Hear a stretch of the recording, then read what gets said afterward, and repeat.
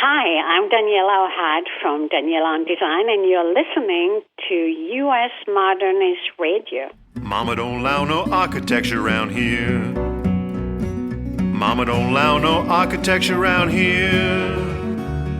Oh, I don't care what Mama don't allow, gonna draw mine modern anyhow. Mama don't allow no architecture around here. Welcome to U.S. Modernist Radio, where we talk and laugh with people who enjoy, own, create, dream about, preserve, love, and hate modernist architecture, the most exciting and controversial buildings in the world. Today, we're talking about Phoenix, Arizona, home of Frank Lloyd Wright's Taliesin West, Paolo Soleri's Arcosanti, and the world's worst-named golf tournament, the Waste Management Open. Joining us is Phoenix architect John Anderson of 180 Degrees and legendary founder of modernphoenix.net, historian and preservationist Alison King. And now your host, not nearly as legendary, George Smart. Thanks, Tom. Despite the name, that Waste Management Open brings in more spectators than any other golf tournament in the PGA. Up to 719,000 fans in 2018 over a couple of days. I mean, what's next? The Garbage 500? The World Trash Series? Yeah. I'm not sure where you put all those people on a golf course, let alone keep them quiet when it's time for the pros to putt. I mean, somebody in a group that large has got to sneeze or answer their cell phone, right? But I digress. Today we'll get into a well-known architect in Phoenix, Al Beadle. Trained in construction in World War II, he moved to Phoenix in the early 50s, and his talent exceeded his compliance. Huh. And at one point, he was charged with practicing without a license. Oh. The state of Arizona wanted to help him out by giving him a license, but he refused. And as part of his defense, Beadle's lawyer pointed out that another local architect, some guy named Frank Lloyd Wright, was also practicing without a license. Huh. So in order to take the test, Beadle had to obtain the requisite number of apprentice hours. And to help him out, architect Alan Daly of New York formed a Phoenix branch so Beadle could do the hours before taking the test, which he passed. More about Al Beadle in a minute. U.S. Modernist Radio is underwritten by Diane Bald and the Budman family, restoring significant architecture in Toronto, Los Angeles, Malibu, and Palm Springs, and by Modernist realtor Angela Roll. In our ongoing mythology, modernist realtor Angela Roll dated Harry Potter at the age of 17 while she attended Le Corbusier High School just down the road from Hogwarts. They never played each other in soccer, but their proms were legendary, particularly the year they did Stairway to Heaven.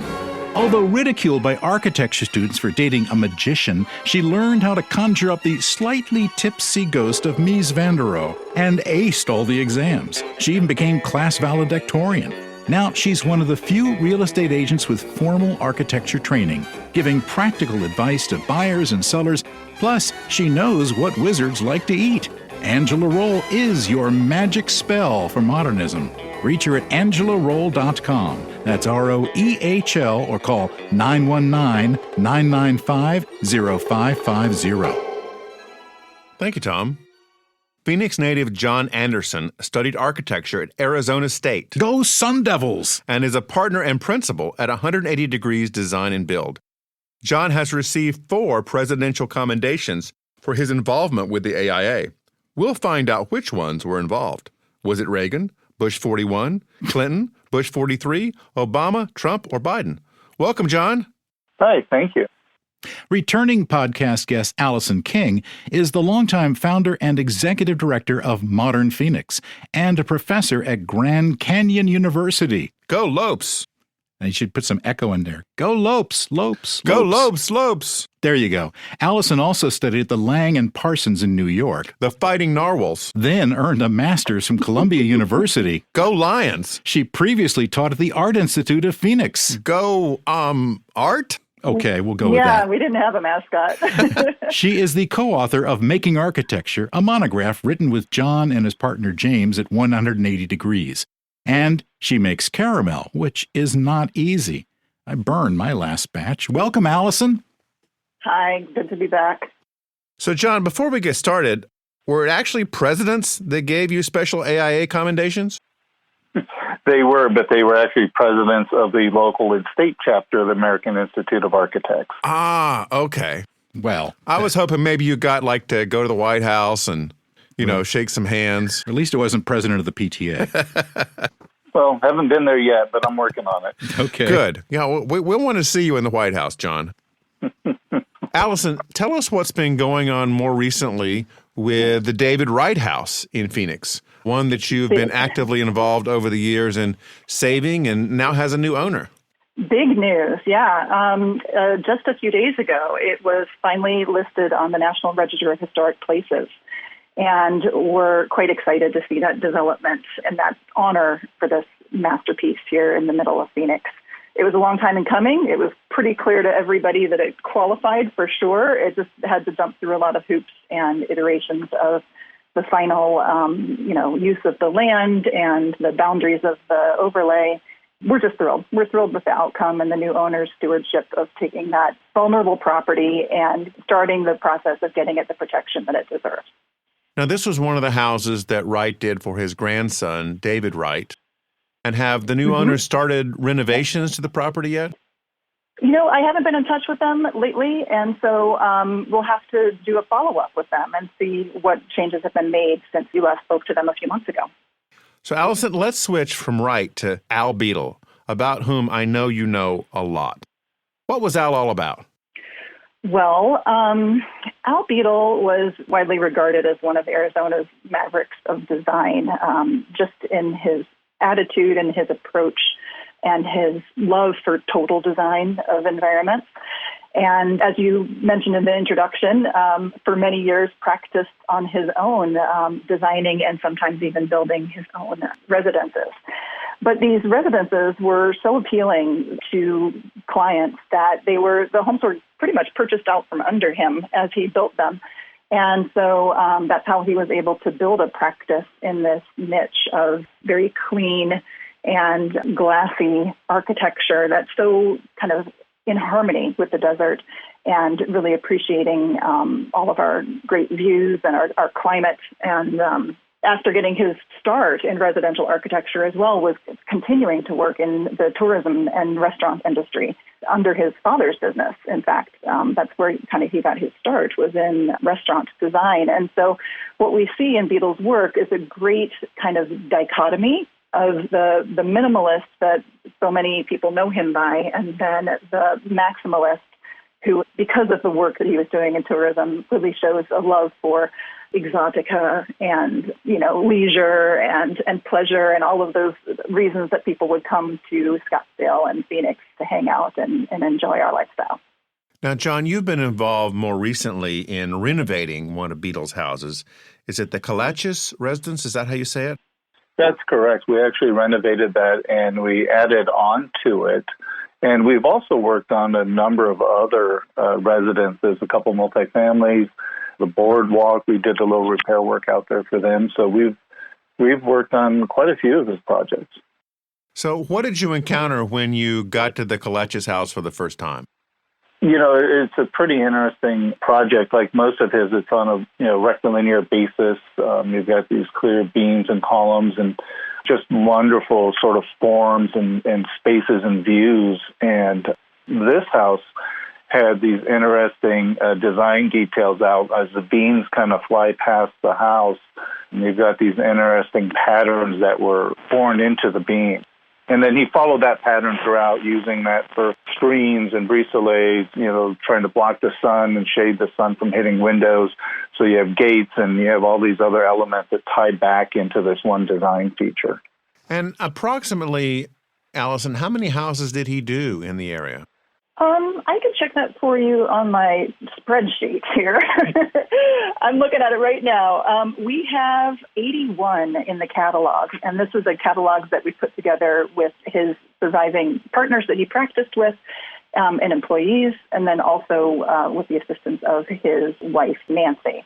And so I've got 81 private homes, and we know the location of about, I would say, 70% of them. And then the rest have either disappeared in the sands of time or we know have been demolished. For example, in the Colachis house in that neighborhood, there used to be about 6 Beadle homes on that little hill there on the south side of Camelback Mountain, and now only 3 remain that we know of. So some have been, either leveled or built beyond recognition that we can't even call it a Beadle anymore. So, despite the fact that today so many people value Beadle architecture, in many instances it was short-lived and, was redeveloped into something else because of the prime real estate. And how long did it take for him to get up to 81 houses? Is that just in the Phoenix area? Mostly in the Phoenix area, yeah. But part of the pleasure of putting this database together is being able to travel to go see his work out of state. And so I was able to go to California and see a home that he did there. And here in Arizona, I've tried to see them all, as many that will open their doors to me. And then I hopefully will get to Minnesota and see the earliest works that he did, which were the 2 first homes he did for his family. Oh, I guess that's not exactly all Southwestern architecture there, than if he was building in Minnesota. Yeah, that's where he got his start, and the homes were quite traditional at that point in his life, but I see the fingerprints there, and I would love to go someday. Now, John, for people who have Beadle homes or are thinking about buying them, what are some of the pluses and minuses going in objectively as an architect as you look at these houses? Where do they need work, and where are they just fine typically? A lot of times, and this is kind of indicative here in the Valley, that a lot of times you're looking at water leaks and water infiltration. People think that in the Phoenix area we don't get a lot of rain, but when we do, we get rain, and it causes a lot of problems. So there's always, these details that came together where they didn't use really good waterproofing techniques. So we end up dealing with the replacement, repair work for the water type issues. When you get into other renovation things, the bonuses are you get a great piece of architecture that's from the 50s and 60s that just has these beautiful details you don't see today. You don't find molding, as in trim pieces and all these other fluff things that you see on a lot of houses. This is straight architecture. It's, drywall coming up to a reveal before you hit some other material.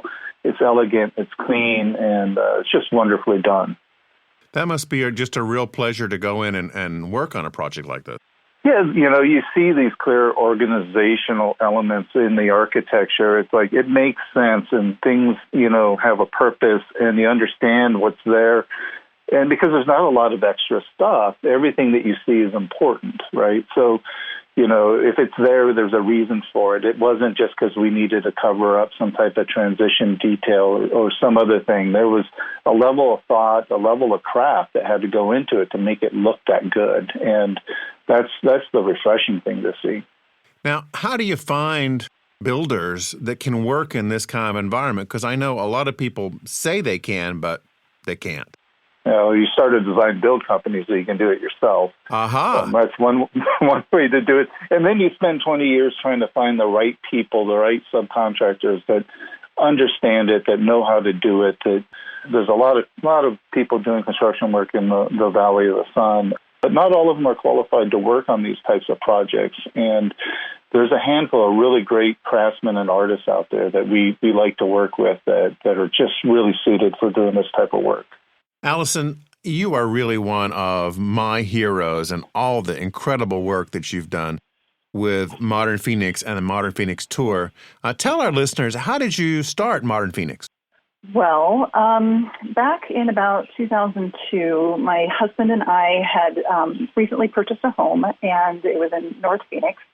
And while it was quite lovely for our needs at that time, our hearts and minds were really set on something a little bit different than what we ended up settling on. So we drove around Phoenix and started to discover what the pockets of neighborhoods were and to see how it had changed since we left in the 1980s.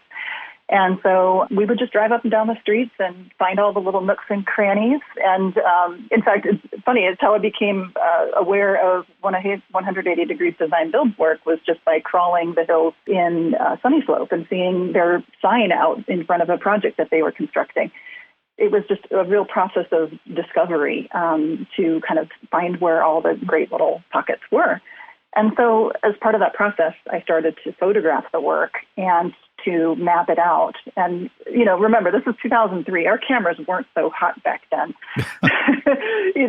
Shooting out the window with a 640 by 480 camera is not especially high quality. But at the time, in the age before MySpace and the age before Facebook and all these other platforms that, we take for granted today, this was the way it was done. So I would just publish websites and pages about photography of things that I liked. And as part of that, total strangers started writing me off the internet and being like, hey, you should come drive down my street and photograph it, or you need to know about this neighborhood. So it really became crowdsourced. And this information was previously kind of the domain of realtors. It was their job to know where this stuff was, and a few historians who were teaching the architects next generation. But for me, as a kind of an armchair historian and just enthusiast, it was a real discovery process to figure out what endured the test of time, what condition are things in, what do people value, how has the real estate prices been, reflected in the way that they value it. And then the stories just started to tell themselves. The more that we conversed with people and knocked on doors and got to know the homeowners, it just became a real journey of trust building and storytelling. And that's what we ended up doing. And at what point did you create the website? Immediately.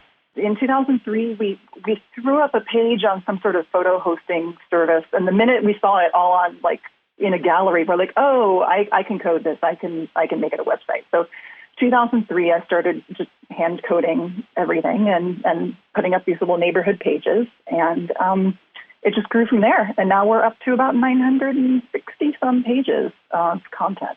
I hope you're not still hand coding. I am. I know. Are you? We can laugh. Oh, wow. Yeah, we can I laugh am about too, that. Tom. That's a sign. That's a badge of honor for preservationists. Artisanally, coded. right? Those are the word I was going each for. page has been personally touched by the auteur. That's right. Each page has been carefully coded by hand. Right. Yeah, with much assistance from family and friends.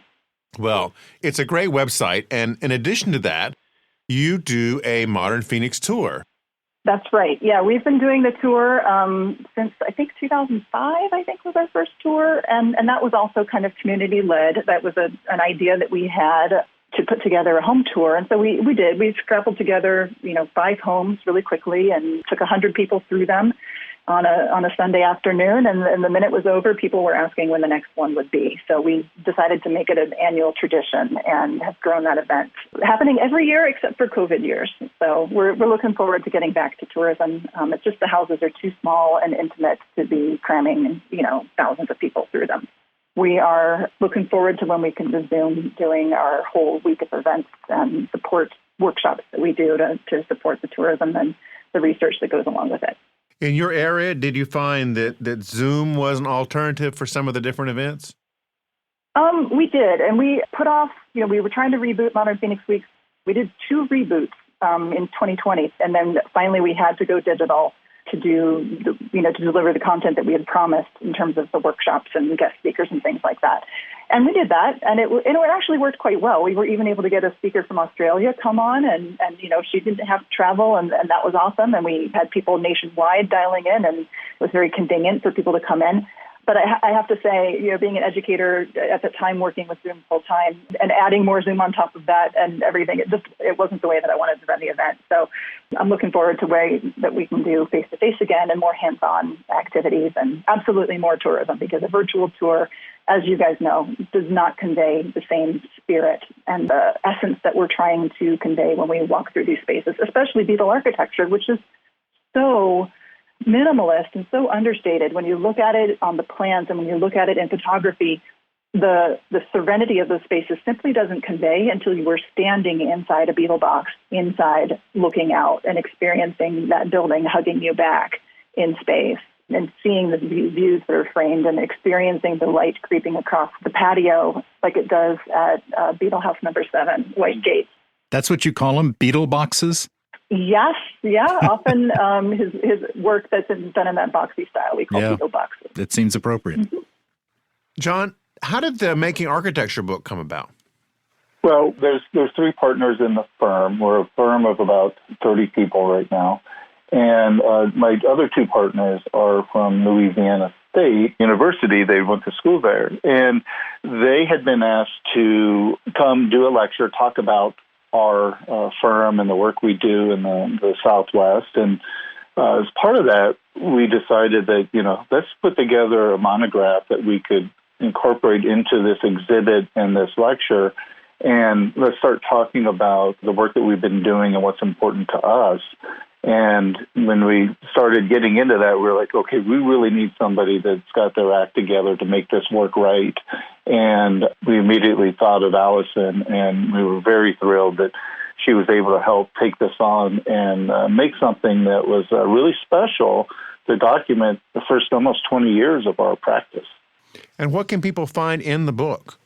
We talk about a variety of projects. There's a project I designed in Hawaii, one in Colorado, equestrian facilities, modern architecture, just a wide variety of different types of projects. And most of them are about the Southwest here where we're based, but some of them do branch out to different locations.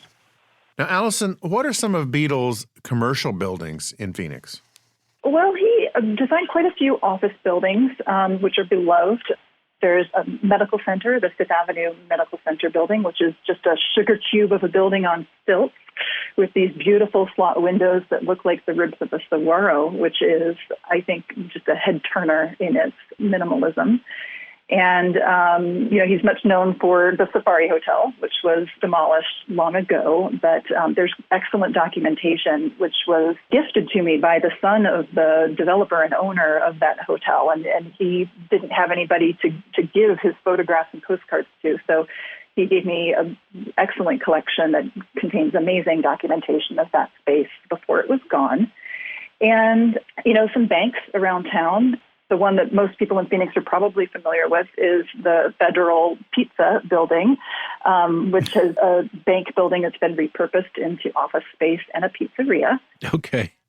Now, what were the two buildings that you took us on a tour of one time, the round ones? That must have been the rotundas at the Phoenix Financial Center by W.A. Sarmiento, which honestly is literally my favorite building in Phoenix. Those are amazing buildings. You did such a great job when we took our U.S. Modernist group out to Phoenix a couple of years ago, and I remember those buildings just being fascinating. Mm-hmm. And they are total works of art with the stained glass and that surfboard staircase and the second-story mezzanine. Just remarkable. And I think since the last time you visited, the other rotunda has been refurbished by Upward Projects, so they've done a great job of bringing new life into that space. Now, John, I understand you've recently been selected to serve on the Frank Lloyd Wright Foundation Board of Trustees. What does that involve? That's correct. And it's a great honor to be doing that work. And, growing up here in Arizona as a native and being exposed to all these wonderful Wright projects that we have here in the Valley, it's something special for me to be on the board. I'm one of two architects on the board. So it's pretty nice to be offering the board advice on architectural components and issues. And what we do is we oversee the foundation, the work that the foundation is doing not only here but also in Wisconsin with the Taliesin East, if you will, campus. We help advise the foundation and sort of where they head with things, new ventures that they're taking on, and a wide variety of other items. Now, do you all oversee the school that recently moved from Taliesin out to Arcosanti? No, the school's now a completely separate entity from the foundation and from Taliesin West, and that's now at Soleri compound there in Paradise Valley or Scottsdale. It's on the edge there.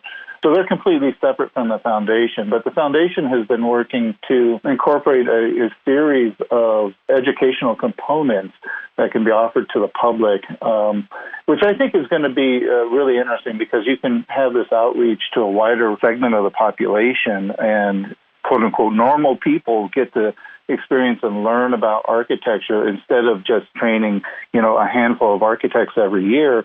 You have the opportunity now to help educate a lot of different people, a lot of different walks of life. And I think that's how you can best spread, the word about how transformative the architecture of Frank Lloyd Wright was. Well, that's true. We mere mortals, we can talk a lot. We'll tell everybody. Now, Alison, back to you about Al Beadle. When he was 37, he designed the tallest building in Phoenix. That would be Executive Towers. You're absolutely right. And it's still standing, which we're so grateful for, and was also placed on the National Register of Historic Places, which we're thrilled about, and is in pretty good shape. It's had some changes over the years, particularly in the lobby, but they've made some efforts to bring that back, and is really, at its time, was regarded as the place to live.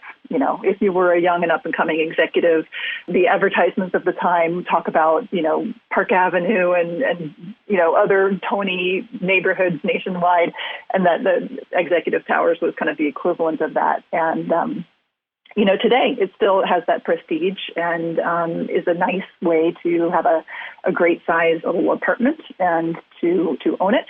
And then to have beautiful views of the city. That's part of what its appeal is it's tremendously great location there in uptown Phoenix in a kind of a walkable neighborhood, and just the little Beadle touches, artistry in the tile work and also in the glass work and mural work that really tie the whole place together. It's a great statement of how he thought that a building could house works of art integrated into it. And I think it makes people happy to see it and to experience it. And not only is the building itself sculptural, but Beadle was able to integrate something that I've never seen anywhere else, which is his umbrella parasol that he put out by the swimming pool, which is a cast concrete shell in a kind of a flower shape, which, as far as I know, is one of a kind, and anybody who I bring nationwide to tour the building has never seen anything like it. So it's a neat little sculptural gesture that he was able to make, and kind of a testament to his smaller scale work as well. I'm still wondering about Al Beadle and how he got busted for working without a license. Mm-hmm. The written documentation that I've been able to find on that has been very scant. So much of it is of legend. But there were a few newspaper articles published about it. Some say that it was the AIA who persecuted him to draw attention to the fact that he did not have his license. So there may have been some loggerheads there. But in the end, Beadle did end up joining AIA eventually. So they were able to resolve their differences, or maybe he was able to understand that was a necessary part of advancing his profession. And it's because he got famous, really. To get it. Okay. Because, it does seem like he was offered the opportunity to be grandfathered in and, not have to go through the rigmarole of getting the license, but he didn't want to do it that way. I think he's a justifiably proud man and wanted to earn it on his own merit and saw that it's what needed to get done. And so I think it was a very practical move of his to make that gesture and get his licensure, and then to just carry on and to, dust himself off and jump through the hoops that needed to be done. And it certainly didn't stop him from doing some of his most creative work. In fact, that's part of the mystery of a lot of his work from those middle years is they're often credited in publications as Alan Daly's work because it was the architect of record. Oh. And so that's been part of the mystery to unravel is who did what and, did Al Beadle actually design it and Daly just signed off on it? And those are the stories that we're excited to uncover. Yeah, this was very common in that era that an architect would do some exciting modernist projects and eventually they would get so exciting that the local AIA would find out about it, check their license, and then, make them jump through the hoops because that's their job. We've had a few others. We've had a bunch of stories. Charlie Gwathmey had to take the exam for licensure, and the story is that there was a question there about, which one of these is the modernist house, and there was one of his houses on the test. Oh, that's right. But the right answer was Frank Lloyd Wright. That's very vindicating. Yeah. Well, it's not like not having a license to do open heart surgery. Yeah, exactly. Right. Now, John, you worked as an architect for a while, but what had you decide to become a builder as well? Well, my partner and I, when we started the firm, we were architects. We still are. We still do design work. But we were really unhappy with the level of quality and craft that our design projects were getting. by the contractors that were building them. And, we said, hey, this can't be that hard. And it is. It's really hard. It's very difficult to be a good builder. And we also said we could do better. And we did do better. And we have, through our attention to detail and craft, we've been able to work on some really spectacular projects. A lot of these mid-century homes in the valley and a lot of work by other architects. So it's been refreshing to be recognized that way. When you have another architect come to you and say, hey, I'd like you to build my house, there's a certain level of trust that they're putting in you and your ability to be able to build that you normally don't get because they hold things to a higher standard themselves. So it's pretty interesting when you're building for another architect. It's a great learning experience. Alison, there's a very special hotel in Scottsdale that has been recently renovated, and it could be right in Palm Springs. I assume you know what I'm talking about? It begins with an A. What's it called? Help me out here, John. The Valley Ho. Oh, the Valley Ho. Yeah, starts with a V. It's close to A. It's like an upside down A. I was thinking of a more recent renovation, which was on Scottsdale Road, but you're right. It is close to downtown, the Valley Ho. What would you like to know about it? Well, just tell people about it because it's such a compelling site to step in there and almost time travel back to 1956 when it was built. It was, and it was a really, again, one of the tonier places to be in downtown Scottsdale for out-of-state people to come and enjoy our beautiful weather in the wintertime. It was built in several phases, so it changed over time, including the large tower out front in addition of additional rooms. It had a heyday through those 50s and 60s, but the 70s and 80s were really not kind to it. And, it became underused and that style wasn't appreciated as much as it is today. And so they just kind of clung on. It's another miracle that it wasn't demolished. And when the idea came around to refurbish it and bring it back to its glory, I think it was just an idea whose time was ripe. Even before the age of Mad Men and all popularization of our love and nostalgia of mid-century culture, I think it took a lot of foresight and vision to realize that eventually this would become, an iconic destination in the Valley. And they did a tremendous job and continue to do a great job of refreshing it when it needs it and activating the space with all sorts of conferences and events that utilize that space. Like Arizona Tiki Oasis, for example, has used that space for their gatherings, and it really generates a real atmosphere of leisure and pleasure and fantasy that I think we could all use and take a break from. We could use life. some leisure and fantasy, that's for sure. Yeah. Yes. When we went out to Phoenix, Alison gave us some excellent tours around the area, and I certainly encourage you to contact her if you're taking a group out. But if it's just, one or two people going out for a weekend, Alison, what are some of the key places they should visit while they're in town? Well, the first thing listeners should know is that I do have a map of all these modern places. So if you go to modernphoenix.net and just click on the map, there's probably modernism near you. You could do a Scottsdale tour or you could do a downtown Phoenix tour just by bopping around on the map. But I think some of the easier buildings to get access to are actually our mid-century churches, especially if you want to get inside. The churches are really quite welcoming to having visitors come. They'll love to have you on any given Sunday to come in and take a look and see the beautiful stained glass. And, you could go inside a Frank Lloyd Wright church, or you can go inside Rossman's St. Maria Goretti, which is my church when I was growing up. Those are wonderful places you can go and explore on your own and not really need, permission per se to go in. Just go in and take a look. And then in Midtown, Executive Towers is a great place to start. Anybody who wants to have a biking or a walking tour of that area can just shoot me an email and I'll send them a little biking map. You can rent bikes in the little city bicycle rental units that you can drive around. And up and down that whole kind of Midtown corridor, there's all sorts of little gems, including the rotundas that we talked about, are just a stone's throw away. So I would start, Midtown Phoenix would be a great place to see beautiful commercial architecture. And besides churches, we don't want to forget a place that people might not think of to visit, and that's the Central Library by Will Bruder. Mm-hmm. Absolutely. Yeah. Go all the way to the top and see that beautiful reading room up there and explore all those canyons and crannies. Even go into the bathrooms. I think they're really cool. There's just lots of cool spaces. And a beautiful Soleri bell installation, too. If you would like to see some of the work up close, that would be a good place to see it. I believe this is right, that Bruder's Central Library received the 25-year award by the National AIA for Enduring Excellence. You're absolutely right, yes.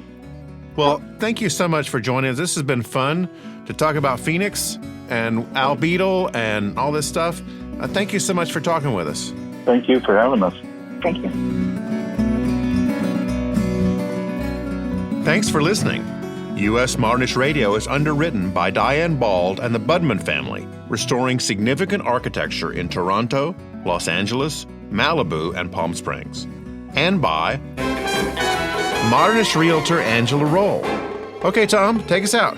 Visit usmodernist.org's massive archives to listen to past shows, discover documentation of 15,000 significant modernist houses, and access 4 million pages of classic 20th century architecture magazines. U.S. Modernist Radio is produced by Soundtracks Recording Studios in Raleigh, North Carolina. Our theme song was performed by George Smart and Robinson Earl. Rogue archivist Carrie Cesarino deserves a presidential commendation of her own for all the guest research she's done lately, including 42 profiles for guests that we interviewed in Palm Springs. We're going to see if Biden's available. He likes architecture, we hear. U.S. Modernist Radio is a production of Modernist Archive Incorporated, a nonprofit educational archive for the documentation, preservation, and promotion of modernist residential design. I'm Tom Guild. George and I'll be back soon with another sun-drenched Southwest edition of U.S. Modernist Radio.